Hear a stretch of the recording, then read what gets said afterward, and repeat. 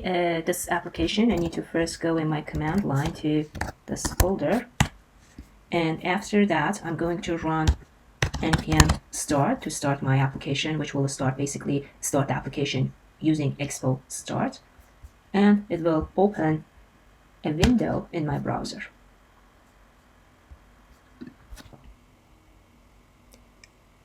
So usually it takes a couple of seconds. It opens a window that will allow us to connect to our mobile application.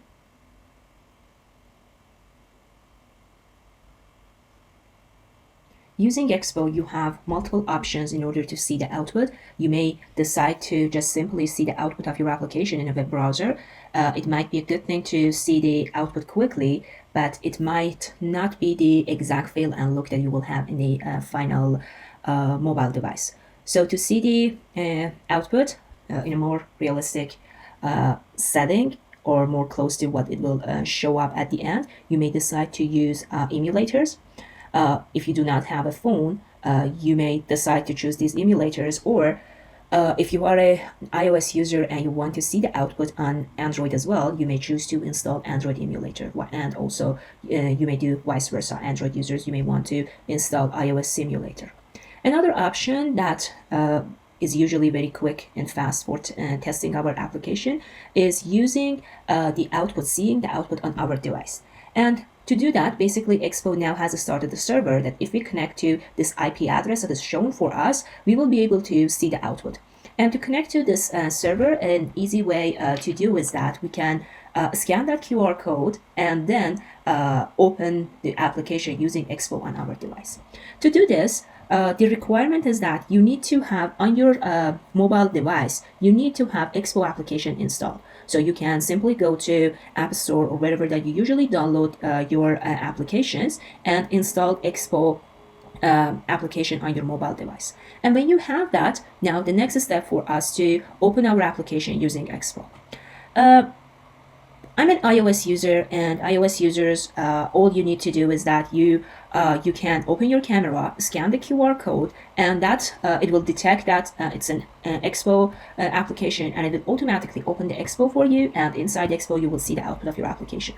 For Android users, as far as I know, you need to first open your Expo application and use Expo application to scan this QR code. So slight difference there, but the rest of the process will be the same.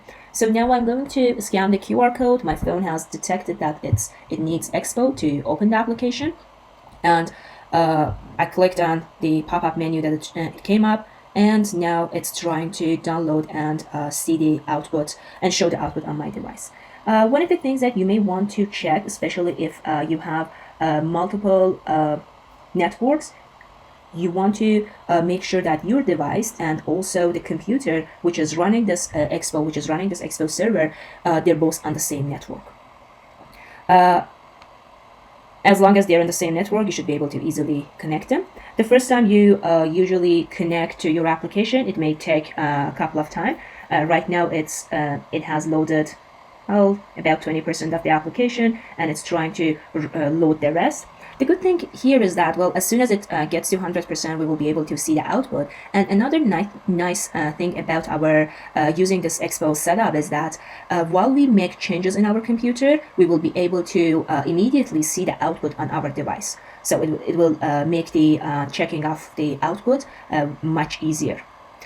And for when it loads on your device, for some of the changes that you may make, if they're simple changes, it will automatically reload your application and you'll see the output. Sometimes for changes that are a little bit bigger, for example, you may change some of the configuration files. For such changes, you may want to reload this application on your device. And for that, that's very simple. All you need to do, at least I know for iOS devices, you can just simply shake your application and it brings you the menu that the first item is reload, and that reloads the application. Another shortcut for that on iOS devices that you press with 3 fingers, and that again opens the menu which has the option for reload. Some of these shortkeys may also work on Android devices, but you may want to, if you're an Android user, you may want to choose to test that first. Okay, it's almost done. It's about 95% loaded. We should be able to see the output on our device in few seconds. And the output, now it's 100%, that's finished, and now my device will start to load it, and it's done. So right now, the output that I'm seeing on my device, it's just one single line of code in the middle of the screen, which basically is coming from this app.js file. This app.js, basically this part, this view section is what is loaded on the screen.